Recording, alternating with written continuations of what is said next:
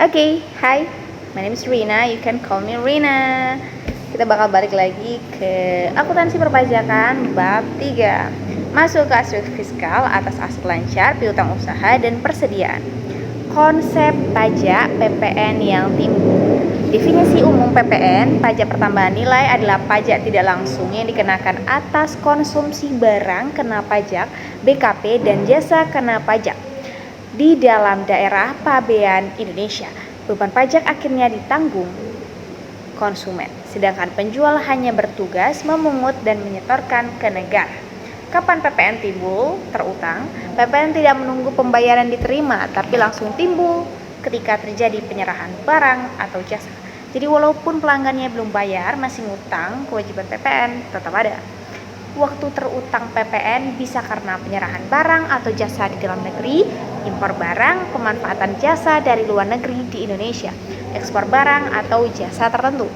Mekanisme PPN, sistem PPN memakai mekanisme kredit pajak. PPN, masukan PPN yang dibayarkan saat membeli barang atau jasa.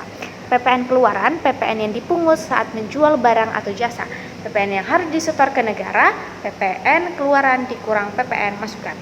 Contoh, PT Maju Jaya menjual barang ke pelanggan seharga 100.000. Tarif PPN 11%, harga barangnya 100.000. PPN keluaran 11% dikali 100.000, hasilnya 11.000. Total tagihan 111.000. Saat barang diserahkan, PT Maju Jaya wajib membuat faktur pajak dan mencatat PPN keluaran 11.000 meskipun pelanggan belum membayar. PPN 11.000 harus tetap disetorkan negara. Kalau PT Maju Jaya sebelumnya membeli bahan baku seharga 50.000 ditambah PPN 11%, 5.500, maka PPN masukan 5.500, PPN keluaran 11.000, PPN yang disetor 11.000 dikurang 5.500, hasilnya PPN. Ya, pokoknya ini.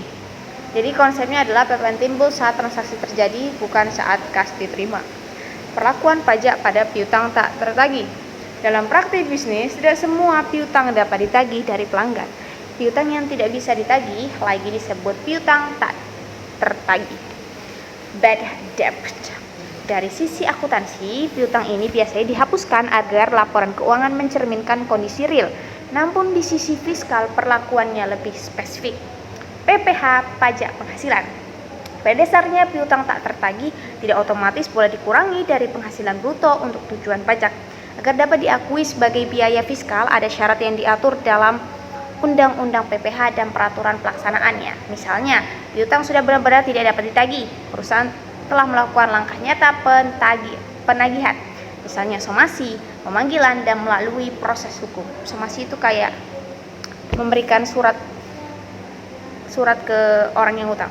Ada dokumen penunggu, misalnya keputusan pengadilan, perjanjian perdamaian, atau penyerahan pilot.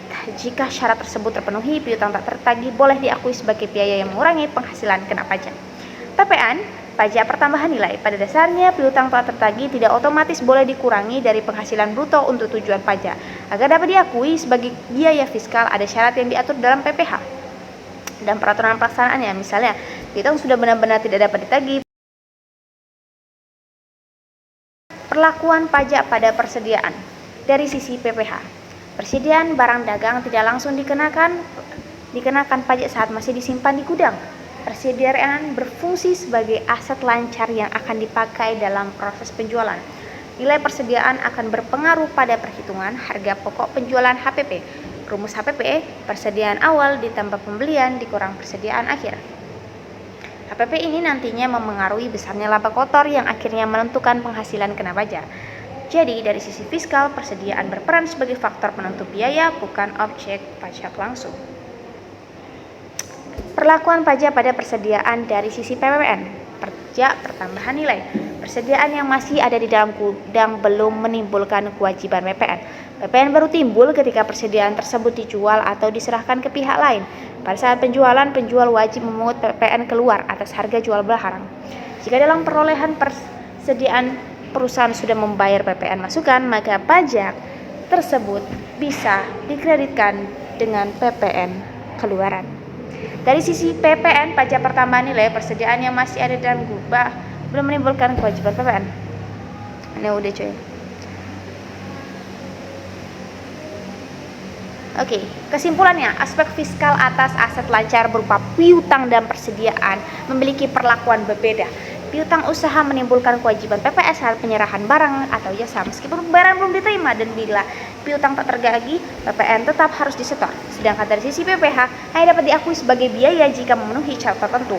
Sementara itu, persediaan tidak langsung dikenai pajak ketika masih tersimpan, tetapi mempengaruhi HTT yang menentukan laba kena pajak serta menimbulkan kewajiban PPN yang saat dijual. Secara keseluruhan, pengelolaan piutang dan persediaan berperan penting karena memengaruhi kewajiban perpajakan perusahaan. See you next time and goodbye. Goodbye.